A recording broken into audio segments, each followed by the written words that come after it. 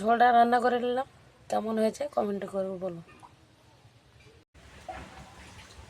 আজকে আমি মাছের ঝোল রান্না করব, তাই জন্য আলু টমেটো কেটে নিয়েছি। আলুটা হালকা করে ভাপিয়ে নিয়েছি, নতুন আলু।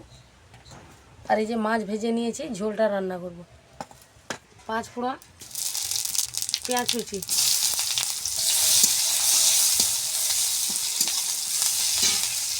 অল্প করে পেঁয়াজ বাটাও দিয়ে দিচ্ছি। আলু টমাটমটা দিয়ে দেবো একসঙ্গে।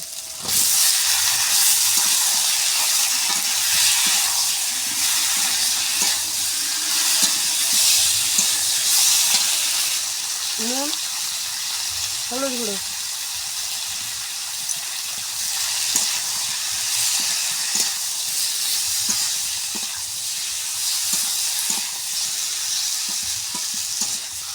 দিয়ে দেবো লঙ্কা বাটা,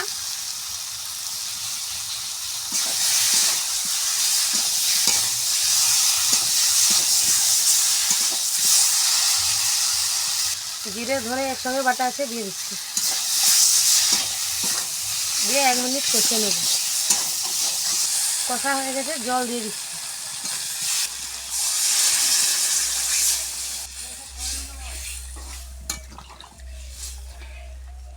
হয়ে গেছে, মাছগুলো দিয়ে দিচ্ছি।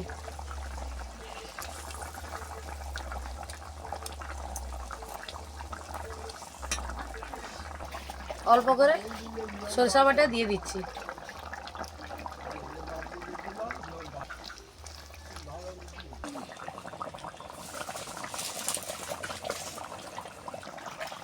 ঝোলটা হয়ে গেছে, নামিয়ে নিচ্ছি।